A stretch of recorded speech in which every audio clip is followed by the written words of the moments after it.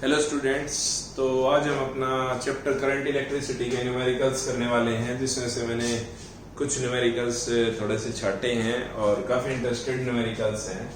तो ये मैंने लिख लिया ताकि हमारा वीडियो की लेंथ इतनी ना बढ़े और आपका टाइम खराब ना हो। तो सबसे पहले क्वेश्चन आता है, a cylindrical metallic wire is stretched to increase its length by 5%. Calculate the percentage change in its resistance. यानी एक सिलेंड्रिकल वायर है जिसकी लेंथ L एज्यूम कर लेते हैं। कितनी लेंथ है? L। उसका एरिया कितना है? A। therefore मैं एक बार शुरू कर रहा हूं solution. therefore resistance is equal to कितना है इसका? L rho into L upon A. Rho is the resistivity of the material, L is the length of the material, A is the area of the material. तो इस cylindrical metallic wire is stretched to increase। अब इसको क्या किया गया? Stretch किया गया। तो हमने 11th क्लास में स्ट्रेस स्ट्रेन पढ़ा था कि किसी बॉडी को जब खींचते हैं, एक रबड़ बैंड को खींचते हैं तो उसकी लेंथ बढ़ती है, उतनी ही ज्यादा उसकी डिक्रीज क्या होती है? एरिया होती है। तो हम जूम कर लेते हैं भाई, इसकी लेंथ अब ये स्ट्रेच होने के बाद इतना बड़ा हो गया, ठीक है। यानी जो इसकी लेंथ होगी वो कितनी होगी? L plus 5% of L। यही तो क्वेश्चन कह रहा है, इंक्रीज इट्स लेंथ बाय 5%। कितनी बढ़ानी है? 5%। एरिया में भी चेंज आया होगा। इसको मैं A डैश लिख लूं और इसको L डैश प्लेस कर लेता हूं, ठीक है। तो सबसे पहले लेंथ आफ्टर स्ट्रेच्ड कितनी हो जाएगी? L plus 5% of L means L plus 5% को क्या लिखता हूं? 5/100 इंटू L 520। तो कितना हो गया? L plus L/20। एलसीएम लिया तो 20L plus L upon 20 means 21/20L। जो नई लेंथ बनी मेरी वो कितनी बेटा? 21/20। तो इसकी जगह मैं L प्लस 5% की जगह क्या लिख लूं? 20 प्लस 21/20 इंटू L। तो न्यू लेंथ मेरी कितनी बनी? ऐसे, ठीक है। तो रेजिस्टेंस कितना बनेगा? R dash. वही जो आफ्टर स्ट्रेच है मैं उसको R डैश लिख रहा हूं, इस लेंथ को L डैश लिख रहा हूं। तो वो टोटली डिपेंड करता है L dash upon A dash. यहां मैं रो चेंज इसलिए नहीं कर रहा क्योंकि उन्होंने कहा है वही मेटल, सेम मेटल स्ट्रेच किया गया, मेटल चेंज नहीं हुआ। अगर मेटल या उसकी जो एलिमेंट्स चेंज होते तो मैं कहता resistivity of the material change होती है, लेकिन रेजिस्टिविटी क्या रहती है? सेम रहती है। तो मेरे पास L डैश की वैल्यू आ गई, मुझे चाहिए A डैश की। तो A डैश की वॉल्यूम निकालने के लिए हमारे पास एक रिलेशन है, वॉल्यूम। देखो इसको मैं चाहे कितना ही खींच लूं, जो इसकी वॉल्यूम यहां थी वही वॉल्यूम क्या रहेगी? यही रहेगी। यानी volume after stretch, volume after stretched is equal to volume before stretched. यानी V dash is equal to V, sorry ये क्या रहेगी? सेम।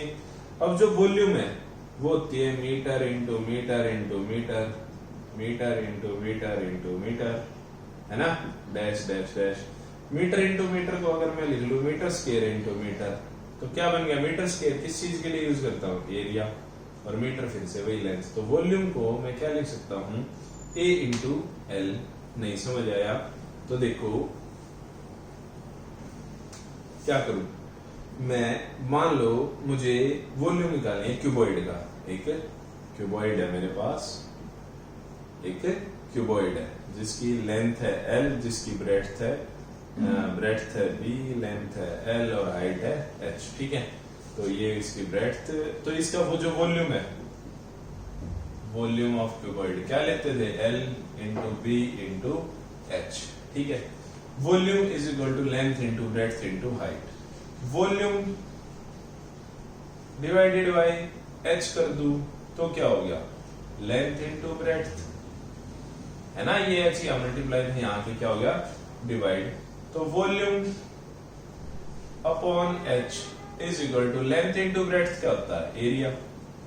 भाई एरिया तो एरिया इनटू हाइट कर लो, और हाइट भी मेरी किस में मेजर होती है, लेंथ में या मीटर में, वही है तो ये भी लेंथ की यूनिट क्या हुआ, वो ऐसी यूनिट है, तो इसलिए मैं एरिया इनटू लेंथ को क्या लिख सकता हूँ बेटा, वॉल्यूम। ठीक है, तो वॉल्यूम चेंज नहीं हो रही है, तो इसी रिलेशन से मैं क्या निकालूंगा, एरिया। ठीक है, तो वॉल्यूम आफ्टर स्ट्रेच अगर मैं कहता हूं a dash into L dash is equal to volume before stretch यानी a इंटू एल। ठीक है, a डैश की वैल्यू मुझे फाइंड करनी है, ए एल डैश, और मुझे l की वैल्यू पता है, तो a dash into L dash की वैल्यू मैंने क्या निकाली है बेटा, 21/20 into L is equal to a into L. तो मुझे दिख रहा है l से l कैंसल आउट हो गया, तो a dash is equal to ये ऊपर जाएगा 20/21a, यानी जो एरिया चेंज हुआ है वो कितना हुआ है, 20/20a। ठीक है, तो मैं इससे क्या निकाल लिया, एरिया। अब क्या निकाल गया, a dash is equal to area after stretched, कितना हो गया, 20/21 इंटू a। ठीक है, 20/21a। नाउ न्यू रेजिस्टेंस जो आफ्टर स्ट्रेच हुआ वो हुआ rho into L upon A, और जो पुराना था वो क्या है, rho into L upon A. तो मुझे कैसे पता चलेगा कि कितना, क्या निकालना है मुझे, कैलकुलेट द परसेंटेज चेंज, तो मुझे क्या निकालना है, चेंज निकालने के लिए क्या करता हूं मैं, फाइनल माइनस इनिशियल कर देता हूं, मुझे पता चल जाती है। जैसे मान लो आपका वेट 50 kg है, अब आप 48 के रह गए, तो जो आपका इनिशियल वेट था वो कितना रह गया था, 50 था। अब आपने देखा 2 महीने एक्सरसाइज की तो 2 kg वेट घट गया, तो आपका कितना चेंज आया वेट में, 2 kg, ये चेंज ही तो है। तो चेंज के लिए मुझे क्या करना पड़ेगा, फाइनल माइनस इनिशियल, तो फाइनल है यहाँ स्ट्रेच होने के बाद। ठीक है, तो change in resistance is equal to r dash minus r dash minus r। ठीक है, तो r डैश माइनस r कर लेते हैं, तो r डैश की वैल्यू क्या होगी बेटा, rho into L dash upon A dash, तो r dash is equal to rho into L dash की वैल्यू कितनी है, 21/20 एल अपॉन ए डैश की वैल्यू है 20/21 डिवाइडेड बाय ए। इसको फिर से सॉल्व कर रहा हूं, तो r dash is equal to rho into 21 ऊपर जाके मल्टीप्लाई हो गया, तो 21 इंटू 21 नीचे हो गया 20 इंटू 20, और यहाँ हो गया l अपॉन ए, है ना। तो इस l अपॉन ए रो, या मैं इसको फिर से कंबाइन करके लिख दूं, तो r dash is equal to 21 into 21 41 divided by 20 into 20 400 into rho l upon a, ऐसा ही नहीं है, l अपॉन ए रो, और इसकी जगह मैं क्या लिख सकता हूँ, r, इसकी जगह मैं क्या लिख सकता हूँ बेटा, r, तो r dash is equal to 441 divided by 400 of r, एक रिलेशन आया। तो r डैश की वैल्यू मेरे पास कितनी है, r डैश की वैल्यू कितनी है बेटा, यहां लिख देता हूं, r dash is equal to 441 divided by 400 into r। ये तो है r डैश, ये है r, वैल्यूज प्लेस कर रहा हूं इसी में, तो क्या हो जाएगा, r dash is 441 upon 400 minus r is only r, है ना, सिर्फ क्या है r, और इनटू में 441 इंटू r माइनस में r, क्या r कॉमन ले लूं या कुछ भी कर लें, तो कितना हो जाएगा, जो चेंज है 441 अपॉन एलसीएम लिया मैंने 400 into r minus 400 r, result आ गया 41 divided by 400 into r, 441 minus 441 into r। अब मुझे क्या निकालनी है, percentage, calculate the percentage. Change आ गया, चेंज कितना आया बेटा, 41 अपॉन 400, यानी चेंज आया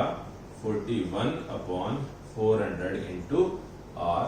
अब मुझे क्या निकालनी है, परसेंटेज निकालनी है। तो परसेंटेज के लिए मुझे क्या कर देना है, मल्टीप्लाई बाय 100। तो परसेंटेज चेंज इन रेजिस्टेंस कितना होगा, 41/400 इंटू 100 और इंटू आर है ही, तो कितना होगा 4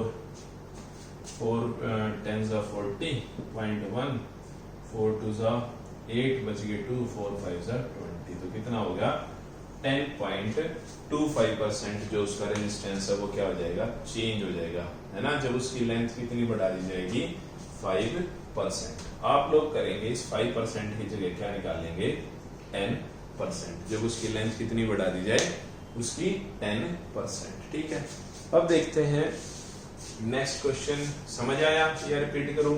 देखो बाकी सब पता था हमें, सिर्फ एक ही चीज लॉजिक यूज किया था मैंने, ए को फाइंड करने का। ए होता है, ए मुझे कभी नहीं पता चलता अगर मुझे वॉल्यूम वाला फॉर्मूला याद नहीं होता। तो वॉल्यूम वाला फॉर्मूला मैंने किया V = A × L, और यहाँ हो गया V = A × A'(L')। और वॉल्यूम इस बॉडी का सेम है, यानी इस पेज को मैं कैसे ऐसे एक रेक्टेंगल बना दूं, इसको एक सिलेंडर बना दूं, तो भी इसका वॉल्यूम क्या रहेगा, सेम रहेगा। क्यों? क्योंकि जितना एरिया से सिलेंडर बना उतने से क्यूब बना सकता हूं, तो सर्कल बना सकता हूं।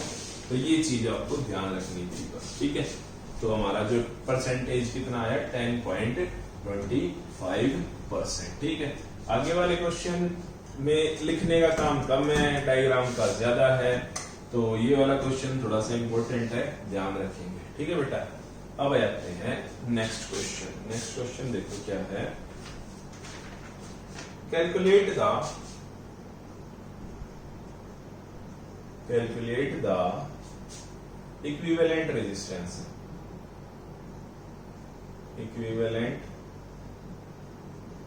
resistance between point P and Q, between point P and Q of network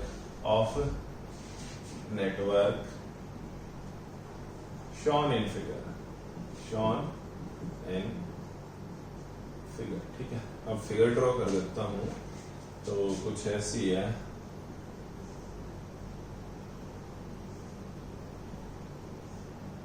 ठीक है,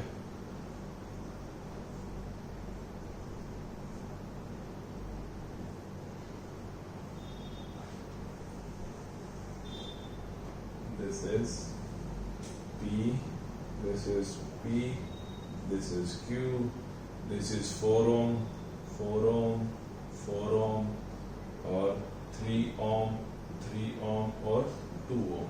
ठीक है,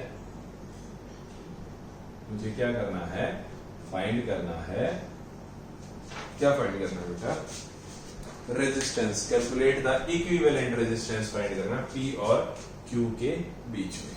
तो सबसे पहले सॉल्यूशन करेंगे, इसको मैं वर्बली ज्यादा समझाने की कोशिश करूंगा करने से बेटर। देखो P से Q करंट चल रहा है, मेरा यहाँ चल रहा है, मैं इसको सुलझाऊंगा तो ये वाला कंफ्यूज करेगा मुझे, इसको सुलझाऊंगा तो मैं पीछे से शुरू हो जाता हूँ। यहाँ मैं इस सर्किट को ऐसे समझता हूँ, मैंने इसको पकड़ लिया, इसको छिपा लिया, इसको छिपा लिया। अब इस सर्किट को समझते हैं, 4 और 2 सीरीज में है, उनके पैरेलल में कौन है, 3। तो मैं इसका यानी 4 + 2 6 इस सर्किट को समझते हैं, इसको। ठीक है, अब जो यहाँ इससे आगे वाला जो करंट है जो इससे यहाँ लाएगा, वो इस कॉम्बिनेशन से आ रहा, वो मे भी यहाँ से जाए, मे भी यहाँ से आके इधर हो जाए, तो ये दो चीज पैरेलल हो गई। मगर ये करंट क्या हो गया, ये लेंथ एक पूरी है। ठीक है, तो ये दोनों सीरीज में है, ये क्या है, पैरेलल में।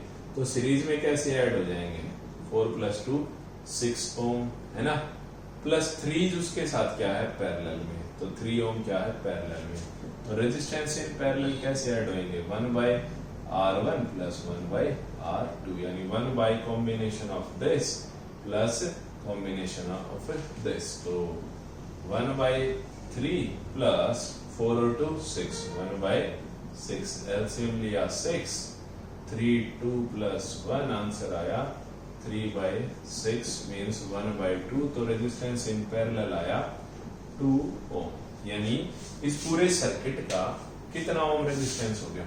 2 ओम। कितना हो गया? 2 ओम। तो मैं इसको इरेज कर देता हूं, मैं इसको इरेज कर देता हूं और यहां पर इक्विवेलेंट रेजिस्टेंस लिख देता हूं। भाई जब वो चाहे किसी भी पाथ से जाए, अब यहां पर मैं क्या लिख सकता हूं? 2 ओम कर सकता हूं। क्यों? क्योंकि इस पूरे सर्किट का इक्विवेलेंट रेजिस्टेंस कितना है बेटा? 2 ओम। अब फिर से वही करते हैं, अब पीछे से फिर शुरू कर रहे हैं। देखो अब यहां से करंट गया, वो इधर गया, इधर गया, सेम सर्किट बन रहा है। 4 2 6 3, यानी इस बार कितना रेजिस्टेंस हो जाएगा? रेजिस्टेंस इन पैरेलल अगेन वही बनेगा 4 2 6 और 3 एलसीएम। तो इसको मैं क्या लिख दूं? यानी अब जो मेरा सर्किट बन गया वो कितना बन गया? 2 ओम, है ना? 2 ओम। और अब मुझे P और Q के बीच में सीरीज पता है, P से लेकर Q तक कितना होगा? 4 + 2, कितना ओम होगा? 6 ओम। कितना हो गया? 6 ओम। तो ऐसे सर्किट, मेन चीज ऐसी है, सर्किट से है, बस हमें ये सर्किट सॉल्व करने आने चाहिए। तो ये था। नेक्स्ट कई सर्किट डायग्राम है मेरे पास जो हमें बनाने हैं, बस उसमें P Q की बजाय कुछ भी नहीं मिलेगा। तो calculate the equivalent resistance as shown in figure, हम यही क्वेश्चंस करने वाले हैं। Equivalent resistance as shown in figure, यानी हमारा थर्ड क्वेश्चन भी ऐसा ही होने वाला है। ठीक है, तो थर्ड क्वेश्चन क्या है? Find the total resistance of the figure shown in, बिल्कुल सेम है वही, बस इस बार थोड़ा सा टेढ़ा मेढ़ा है। 2 ऐसा ही है, बिल्कुल है। 3 देखो 2 2 3 3, इसको आगे बढ़ाया 3, इसको आगे बढ़ाया 2, इसको आगे बढ़ाया 3, इसको यहां से लाया 3।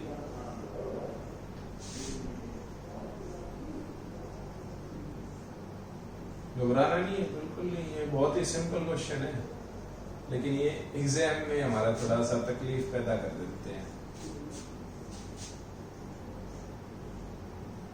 ज्यादा ही बड़ा खींच दिया मैंने।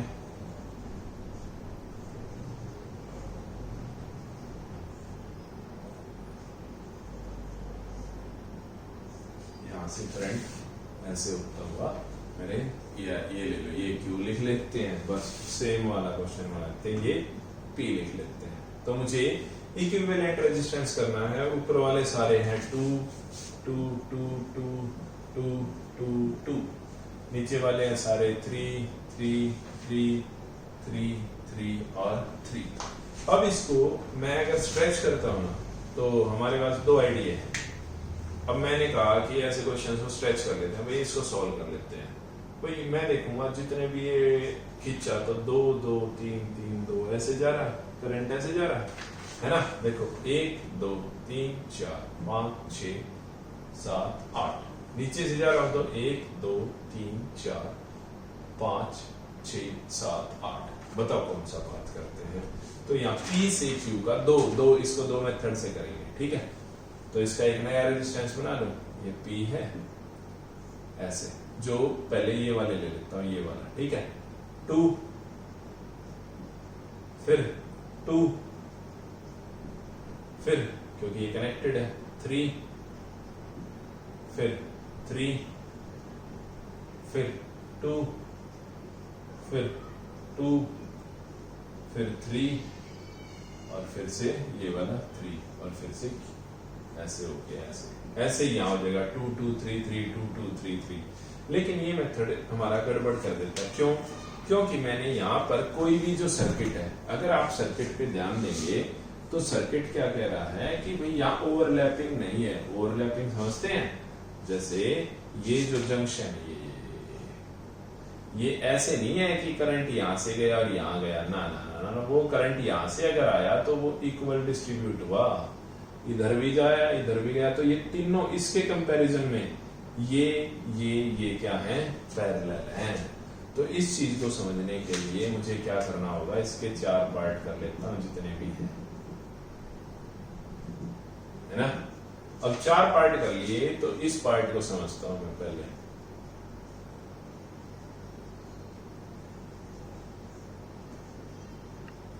यानी 2 2 3 3, इस पॉइंट का यहां तक निकला है, तो इस पॉइंट के लिए करंट डायरेक्ट हो जाएगा, तो मैं इसका निकाल लेता हूं। ये दोनों सीरीज में, ये दोनों सीरीज में, तो ये ऐसे करंट है, ये ऐसे है, तो ये दो सीरीज में, तो इसका एक नया डायग्राम बना दूं।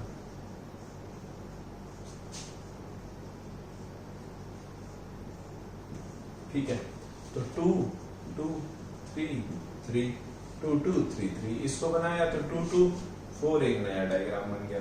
क्या सीरीज में है तो डायरेक्ट ऐड 6 3 3 6, और 1/4 प्लस 1/6, एलसीएम क्या लो, 6 4 24, 6 प्लस 4 6 4 6 प्लस 4 कितना होगा 10 डिवाइडेड बाय 24, 1/RP। तो आरपी की वैल्यू कितनी आ गई बेटा 24 डिवाइडेड बाय 10 यानी 2.4 ओम। यानी इस पूरे सर्किट का जो रेजिस्टेंस निकला वो कितने का निकला 2.4 ओम। इसका कितना निकल जाएगा भाई, इसका भी 2.4, इसका भी 2.4 और इसका भी 2.4, क्योंकि रेजिस्टेंस क्या है इक्वल है ना। कितने हैं 2.4, और सारे किस में अब सीरीज में, सारे किस में है सीरीज में। तो इसका एक नया डायग्राम ड्रॉ कर लेते हैं हम, क्या ऐसा। समझ आया मैंने क्या किया, मैंने सिर्फ व्हीटस्टोन ब्रिज देख लिया, क्यों, क्योंकि हम कर चुके हैं। ठीक है, तो इसका एक रेजिस्टेंस ऐसे बनाया मैंने, सॉरी अब तो सीरीज ही चलेगा, 1 2 1 2 3 और 4। इसका कितना आया 2.4, इसका भी कितना आएगा 2.4, इसका भी 2.4, इसका भी 2.4। This is Q, this is P। कितना होगा 2.4 प्लस 2.4 प्लस, क्यों, क्योंकि रेजिस्टेंस सीरीज में क्या होते हैं सीधे ऐड। कितना होगा 4 4 6 4 8 प्लस 12, 1 कैरी 2 4 6 8 16, सॉरी 16 कैरी करेगा 1 2 4 6 8 और 1 9। तो कितना इक्विवेलेंट रेजिस्टेंस आ गया बेटा इस पूरे सर्किट का, P से Q 9.6 ओम। समझ आया।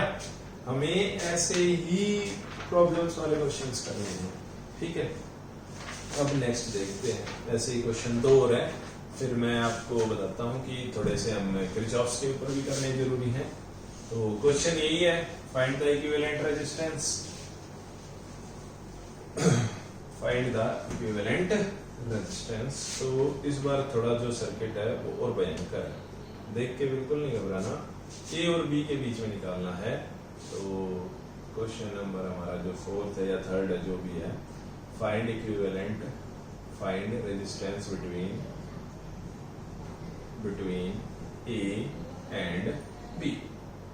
तो देखो ये तो ए है और ये बी है, तो वो ये तो है ही नहीं, कितना गिवन है ये, बाय चांस ये है 3 ओम, ये कितना है 3 ओम। लेकिन इसको थोड़ा सा उन्होंने हमारे लिए प्रॉब्लम क्रिएट कर दी, 6 ओम और 3 ओम।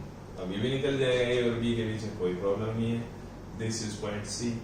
मगर उन्होंने थोड़ी सी और प्रॉब्लम क्रिएट कर दी, this is D point, this is 6 ohm, मगर उन्होंने थोड़ी सी और प्रॉब्लम क्रिएट कर दी। क्या, फिर से 6 ओम लगाया और इसके बीच में भी उन्होंने कितना लगाया 3 ओम, है ना। इसके बीच में कितना लगाया, अगेन 3 ओम, है ना। और फिर से उन्होंने क्या लगाया, एक रेजिस्टेंस 3 ओम, और इसके बीच में भी उन्होंने क्या लगाया, एक 3 ओम, और इसका दे दिया सी डी ई और एफ। देखो क्वेश्चन कंफ्यूज करना शुरू कर गया है ना। 3 ओम 3 ओम 6 6 6, और मुझे निकालना है इक्विवेलेंट रेजिस्टेंस किसके बीच में, ए और बी के बीच में। तो ए और बी के बीच में मैं कहूंगा डायरेक्ट 3 ओम से भी हो सकता है, क्या हो सकता है, यही हो सकता है ना, क्या कि भाई करंट यहां से जाए तो 3 ओम, यहां से जाके यहां से आया तो ये कितना है क्वेश्चन में हमारा 3 ओम, यहां से यहां जाके आएगा तो कितना है 3 ओम, 6 + 3 9, यहां से जाएगा तो 6 + 3 3 6 12, यहां से जाके क्या पता वो ये पाथ फॉलो करे, क्या पता ये करे, क्या पता ये करे, हमें तो नहीं पता ना कौन सा पाथ फॉलो कर रहा है, तो इसका इक्विवेलेंट रेजिस्टेंस निकालना है। तो जैसे हमने पिछला किया वैसा ही करना है। कैसे? हम पहले पीछे से सॉल्व करना शुरू करते हैं, पहले इस सर्किट को सॉल्व कर लेते हैं। ए बाई चांस यहां से जा रहा है, ए और बी के बीच का सर्किट देखना है, तो इस सर्किट को कंप्लीट कर लूं, यानी ए से लेकर F और F से लेकर इस सर्किट को कंप्लीट कर लेते हैं। 3 6 और 3 A F और E, इसको सॉल्व कर लो भाई, करंट इसको सॉल्व कर लेता हूं तो मुझे अलग दिख रहा है 3 और 3 क्या है सीरीज में, यानी करंट अगर यहां से जा रहा है यहां पहुंच गया तो ये दो सीरीज में है, ये किसके साथ है, इन दोनों के साथ पैरेलल में, तो इसका एक सर्किट बन गया कितना 3 3 और ये क्या बन गया 6, ऐसा ही सर्किट बनेगा 3 3 और 6। देखो 3 3 सीरीज में और ये देखो 3 और 3 किस में है सीरीज में, क्योंकि करंट यहां से आके यहीं से तो जाएगा, क्योंकि अब आगे थोड़ी जंक्शन कुछ है, तो ये दोनों सीरीज में हो गए और ये क्या बन गया मेरा पैरेलल। तो इनका रिजल्टेंट क्या बन गया, ऊपर क्या बन गया एक नया सर्किट कितना 6 और 6, तो 1/6 + 1/6 हो गया 2/6 मींस 1/3, तो रेजिस्टेंस इन पैरेलल आ गया 3 ओम। यानी इस पूरे सर्किट का कितना आ गया बेटा, इस पूरे सर्किट का मैंने डस्टर कहाँ रखा, ये रहा, इस पूरे सर्किट का कितना आ गया बेटा 3 ओम। तो मैं इस ई पॉइंट को यहां से हटा के इसको हटा दूं और इस पूरे सर्किट की जगह मैंने क्या लिख दिया यहाँ पर 3 ओम, कितना लिख दिया 3 ओम। अब कौन सा सर्किट सॉल्व करें, ये वाला, कौन सा सॉल्व करें, ये वही फिर से 3 और 3 6 और 6, तो कितना हो गया वही से यही बनेगा ना 3 सीरीज में 6 पैरेलल में, तो 3 3 6 1/6 1/6 2/6 सेम रिजल्टेंट। यानी अब मुझे डी पॉइंट पे यहां तक का जो मिल गया वो फिर से कितना हो गया इक्विवेलेंट रेजिस्टेंस, कितना हो गया बेटा ये 3 ओम, ठीक है डी। अब इस सर्किट को सॉल्व कर लेते हैं, कौन से को, इसको, वही बन गया सीरीज में 3 3 और 6, रिजल्टेंट फिर से क्या आ गया, क्या आ गया बेटा 3 ओम, है ना। सर्किट सॉल्व होता जा रहा है, देखो अब निकालना मुझे ऐसे, है ना, अब निकालना है ऐसे। अब हम जानते हैं ए से बी कैसे जाएगा, या तो ऐसे या ऐसे, तो ये दोनों फिर से यही सर्किट बन गया 3 3, बस इस बार यहाँ पर क्या हो गया 3, इस बार यहाँ पर क्या हो गया 3, तो 3, तो रिजल्टेंट आ गया 1/3, यानी इसका सर्किट बनाते हैं तो क्या बनेगा ऐसे ऐसे ऐसे, ठीक है। तो कितना हो गया, ये तो हो गया 3, ये भी 3, ये भी 3, तो रिजल्टेंट ऊपर का फिर से सर्किट बनाऊंगा। इक्विवेलेंट रेजिस्टेंस कितना हो गया 3 3 6 सीरीज में है, पैरेलल में क्या हो गया 3, तो 1/6 + 1/3 मींस 6 एलसीएम आ गया, 2 + 1 means 3/6 means 1/2 means 2 ohm resistance. तो ए और बी के बीच में जो इक्विवेलेंट रेजिस्टेंस आया वो कितना आया बेटा 2 ओम, कितना आया 2 ओम, ठीक है बेटा।